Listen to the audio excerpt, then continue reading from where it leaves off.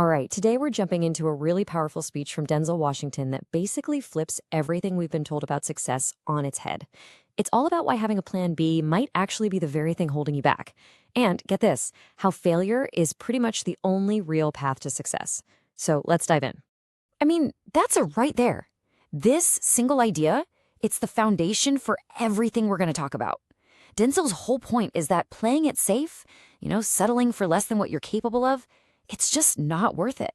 If you want a life that really means something, you've got to take some chances. Okay, so how do you actually do that? How do you take those risks? Well, his first big idea goes against pretty much the most common advice anyone ever gets. You know what I'm talking about, right? Everyone tells us, make sure you have something to fall back on. It sounds so sensible, so safe. But what Denzel's saying is, what if that safety net is the very thing keeping you from ever really learning how to fly? Okay, so look at this difference. Falling back, that's the safety net. But the problem is, it can stop you from ever going all in. Denzel's philosophy is to fall forward. And the logic is kind of brilliant. If you're going to fall, and you probably are, at least fall in the direction of your goal. That way, you actually see what you're going to hit, and you learn something from the impact. And look, he's not just making this up. He's lived it. Early in his career, he went for this role in a Broadway musical. He thought the part was made for him. There was just one tiny problem. The man couldn't sing. So yeah, he failed. He didn't get the part.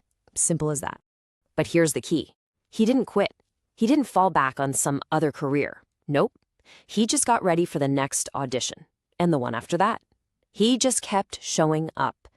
It's all about that persistence, right? If you stay in the game, eventually your number's going to get called. And get this, the punchline to that story, it took 30 years. 30 years. That's how long it was before he went back to that exact same theater. But this time, he was the star of the award-winning play Fences.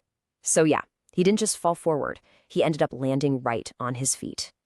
Okay, so having the courage to fail, that's step one. But just being brave isn't enough, right? How do you actually turn all that ambition into something real? Well, that leads us right into Denzel's second big idea. And this is such a critical point. Dreams are great, but without goals, Denzel says they're just, well, dreams. They're basically wishes. They don't have an engine to get them anywhere. Goals, now those are the things you do every single day. The hard, disciplined steps that turn that wish into a reality. And if you want some perspective on failure, think about some of the greats. You got Reggie Jackson, right? He struck out 2,600 times. That's more than anyone else in the history of baseball. Or how about Thomas Edison? The guy apparently failed 1,000 times trying to invent the light bulb. But here's the thing. We don't remember any of that, do we? We remember Mr. October's home runs. We remember the light bulb. Why? Because every single one of those so-called failures was just another step on the road to getting it right. Which really leads to this hard truth, doesn't it? Failure isn't just something that might happen. It's a guarantee if you're truly pushing your limits. It's the ultimate proof that you're in the game. So, this is where things get a little deeper. We're on this path, we're taking risks, we're chasing goals, but for what? What's the point of it all? And this question is what gives the whole journey meaning. He says it's not about how much you have. It's not about the money or the fame or the awards. It's about what you do with what you've got. What can you give? And when he says gift, he doesn't just mean you have to be a brilliant artist or something. Sure, it could be your talent, but it could also be your time, your patience, your kindness, your love. We all have something we can offer the world. And finally, this last part is, I think, really reassuring.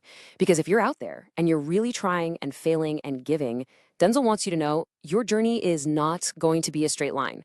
Not even close. I mean, just look at his own story. He starts out pre-med in a class called cardiac morphogenesis. He couldn't even pronounce it, so that didn't work. Then he tries pre-law, then journalism. His GPA tanks to a 1.8. And the university basically politely suggested he take a break. That is not what you'd call a future superstar's resume. But right then, at what was probably his lowest point, he's 20 years old, totally lost, something incredible happens. He's in his mom's beauty shop, and this older woman, a total stranger, comes up to him. She saw something in him that maybe even he didn't see yet. And she gives him this prophecy. She says you are going to travel the world and speak to millions of people. Can you imagine hearing that when you've just flunked out of college? It must have sounded crazy. But that one moment, that little seed of purpose, completely changed his life. It just goes to show you never know where your inspiration is going to come from. And this is where he leaves us, with this really powerful, kind of haunting final idea. He wants you to picture yourself on your deathbed, and all around you are ghosts. Now, these aren't spooky ghosts. No, they're the ghosts of your unfulfilled potential. The ghost of that idea you never acted on. The ghost of the talent you didn't use. He says they came to you, hoping you would bring them to life. And if you don't, they have to go to the grave with you. It's a heavy thought, right? How many of those ghosts are going to be standing around your bed? So, what's the takeaway from all this? Take the risks. Embrace failure as a step forward. Use your unique gifts. Don't let yourself be haunted by the things you were too afraid to try. In everything you do, fall forward.